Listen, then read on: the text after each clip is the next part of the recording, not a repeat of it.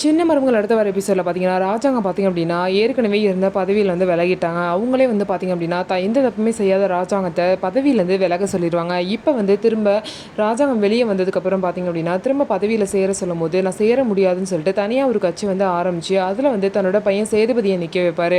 அவங்களுக்கு வந்து ஆப்பிள் சின்னம் கொடுப்பாங்க. ஒரு சைடு இவங்க வந்து பார்த்திங்கன்னா கட்சிக்காக எல்லாம் வந்து போராடிட்டு இருக்கும்போது இன்னொரு சைடு பார்த்திங்க அப்படின்னா தமிழ்ச்செல்வி கிட்ட வந்து அந்த எதிர்க்கட்சி தலைவர்கள்லாம் வந்து நீ வந்து உன் மாமனருக்கு எதிராக வந்து கட்சியில் வந்து சேர்ந்து போராடு, அப்படி போராடும் போது அவங்க கட்சியை ஈஸியாக தோக்கடிச்சிடலாம், அதுக்காக நாங்கள் 10 லட்சம் தரோம்னு சொல்கிறாங்க, ஒழுங்கு மரியாதை வீட்டை விட்டு வெளியே போயிருங்கன்னு சொல்லிட்டு தமிழ்ச்செல்வி அவங்க எல்லாத்தையுமே துரத்தி விட்டாங்க.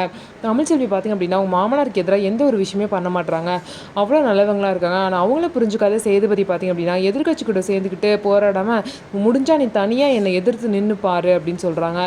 அதுக்கப்புறம் தமிழ்ச்செல்வியோட கூட நிற்கிற ஃப்ரெண்ட்ஸ், அவங்க காலேஜில் ஒர்க் பண்ணுற ஃப்ரெண்ட்ஸ் எல்லாம் சேர்ந்து பார்த்திங்க அப்படின்னா தமிழ்ச்செல்வியை தேர்தலில் நிற்க வைக்கிறாங்க.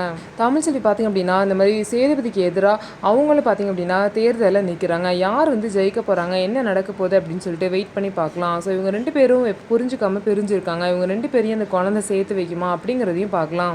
ஸோ இதுக்கப்புறம் அவங்க 2 பேரும் எப்படி சேர போகிறாங்க அப்படிங்கிறத பார்க்கலாம். நம்ம வீடியோ உங்களுக்கு பிடிச்சிருந்தா நம்ம வீடியோவை லைக் பண்ணிக்கோங்க, மறக்காமல் நம்மளோட சேனலில் சப்ஸ்கிரைப் பண்ணிவிட்டு